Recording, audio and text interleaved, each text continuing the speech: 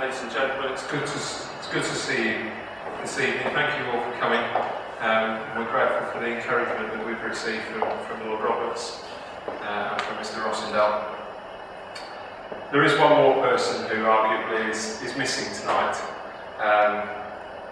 All that we've done to this point, all that we've learnt, all that we seek to achieve is dedicated to the memory of my own son, Thomas Ivor, and all children like him. You see, the truth is, until it happened to me, not only did I think that family breakdown was something that happened to other people, I simply wouldn't have believed much of what has happened. What's worse than the feeling that you're beset with unique difficulties is subsequently finding out that your situation is common, but that everyone is left to try and get on with it as best they can. 1/3 of a million families break down each year. The leading cause of homelessness, we're going to hear a little bit more later about the research basis for that. Over 1 million children left without their father. 96%, however, of parents using the Child Support Agency are men. And no provision really, particularly in the church, exists for those who have been through the family court system.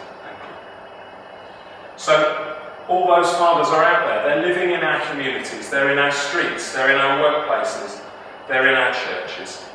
They're in solicitors' offices, just like the one down the road from us here, paying hundreds of pounds an hour to people with a commercial interest in conflict to be told that they're lucky to see their children once a fortnight. They're in the county courts, and there's one of those just 5 minutes down the road from here, trying desperately to convince someone who's never even met their child why they should be allowed to be a father.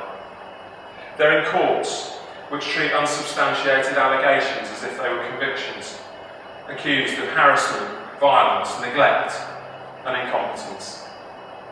They're in McDonald's every Saturday morning, wondering where else they can take their children when they no longer have the right to inhabit the house that they're still paying for.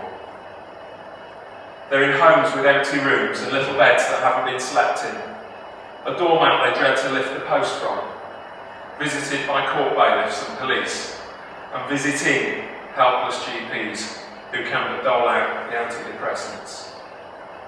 Under intense strain, some will lose their temper with judges, with social services and those with power, supposedly then proving all that they were supposedly and falsely accused of.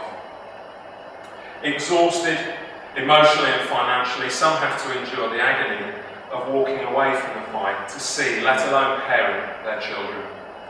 Their self-preservation characterised by those who push them out as willful abandonment.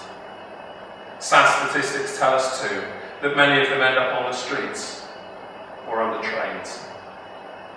We could have jumped bridges, but instead we climbed, one group sang. But when their lives are crashing down around them, what men facing all this need most is not a new career as a lobbyist or an impromptu steeplejack. What fathers need is shelter from the storm, care for their wounds, and help to rebuild their lives with dignity. So, we've been there, and we've bought the t-shirts, literally. Because as Christian people, in all good conscience, we couldn't just watch other families suffer as ours has. We couldn't just stand by and leave them to the worst excesses of a system which isn't a system, to quote the recent Family Justice Review. We've done our homework. Last Father's Day we launched Father's Outreach online, and we have more cases than we could deal with within a few days. We've researched, we've lobbied, we've spoken up, and we've spoken out. We've identified the needs of the people that we're hoping to care for. Help with understanding legal processes and paperwork, establishing a new home and relationships, attending court. We found that a lot of dads go completely alone to court. Weekend activities for children. Handovers, where dads can pick up their children in safety without being accused of anything while they do so.